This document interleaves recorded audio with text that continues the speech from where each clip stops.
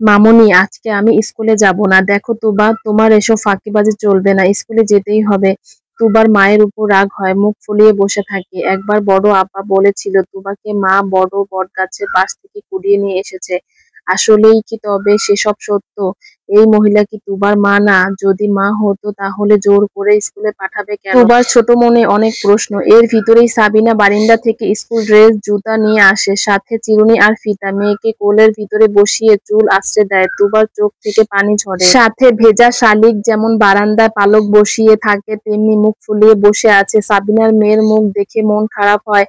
একবার ভাবে বলবে থাক, আজকে স্কুলে যেতে হবে না। আবার নিজেই চুল আঁচড়ে দেয় ভালো করে, স্কুল ড্রেস পরিয়ে দেয়, ফিতা লাগিয়ে দেয়। দুই পাশে বেনি করা স্কুল ড্রেসে মেয়েকে দেখে সাবিনা মেয়ের কপালে একটা চুমু খায়। তুবা মায়ের থেকে ছুটে বাবার কাছে যায়। বাবাকে একটু বেশি পছন্দ করে, কারণ বাবা কখনো বকে না, কখনো থাপ্পড় দেয় না, খুব আদর করে, মায়ের মতো রাগ করে না। তুবা বাবারটাই হাতে নিয়ে বলে, বাবা আমি আজকে স্কুলে যাব না, তুমি একটু মাকে বলো না।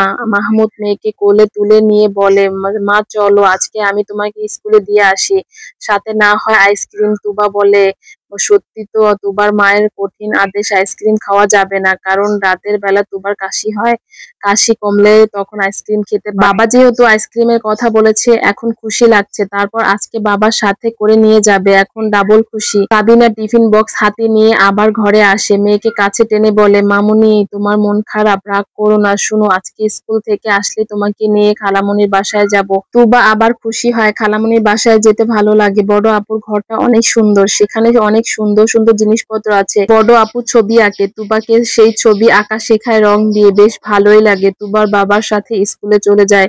স্কুল গেটে বাবা নামিয়ে দেয়। তুবার হাতে আইসক্রিম বাবাই কিনে দিয়েছে, যদিও প্রতিদিন মা নিয়ে আসে, তবে আজকে বাবা নিয়ে এসেছে। বাবা যাবার আগে বলে, কই একটা চুমু দাও। তুবা বাবার গালে একটা চুমু দেয়, বাবাও তুবার কপালে একটা চুমু দিয়ে মাথায় হাত ঝুলিয়ে দাঁড়িয়ে থাকে গেটের কাছে। তুবা বেনি দুলিয়ে দুলিয়ে ক্লাসরুমের দিকে যাচ্ছে। মাহমুদ গেটের কাছে দাঁড়িয়ে দেখছে, কি সুন্দর সেই দৃশ্য। এই তো সেদিন হাসপাতালের বারান্দায় সে দাঁড়িয়ে ছিল, একটা নীল তোয়ালেতে তুবাকে জড়িয়ে রেখে। দেখতে দেখতে যদিও বেশ কয়েক বছর হয়ে গিয়েছে, মেয়েকে কিছু সময় দাঁড়িয়ে দেখে অফিসের উদ্দেশ্যে রওনা দেয়। তুবা যেদিন স্কুল থেকে থাকে, সাবিনা তাড়াতাড়ি রান্নার কাজ শেষ করে তুবাকে স্কুলে আনতে যেতে হবে। তবে আজকে রান্না বেশ দেরি হয়েছে, কিছুতেই মাংস সিদ্ধ হচ্ছে না। মাংস সিদ্ধ হতে হতেই দেরি হয়ে যাচ্ছে। চুলা থেকে পাতিল তুলে গায়ের কাপড় বদলে ওড়না কেবল গায়ে দিয়েছে, তখনই দরজা ঠক ঠক শব্দ হয়। এই অসময়ে আবার কে আসলো? সাবিনা দরজা খুলে দেখে পাশের বাসায় থাকা তার বান্ধবী মুনিয়া। মুনিয়াকে এই বাসার খোঁজ সাবিনাই দিয়েছে, পাশাপাশি দুই বান্ধবী আছে, গল্প করবার মানুষ পেয়েছে। সাবিনা দরজা খুলেই বলে, আমি তো বাইরে যাব, বসতে পারবো না। মুনিয়া বলে, আজকে কি তুবা স্কুলে গেছে? সাবিনা বলে, জানিস তো মেয়েটা কত দুষ্টু হয়েছে, যেতেই চায় না, কোনো রকমে জোর করে পাঠানো হয়েছে। আমার সাথে তো যাবেই না, ওর বাবা নিয়ে গেছে। মুনিয়া কথা বলতে পারছে না। সাবিনা পাশে এসে দাঁড়ায়।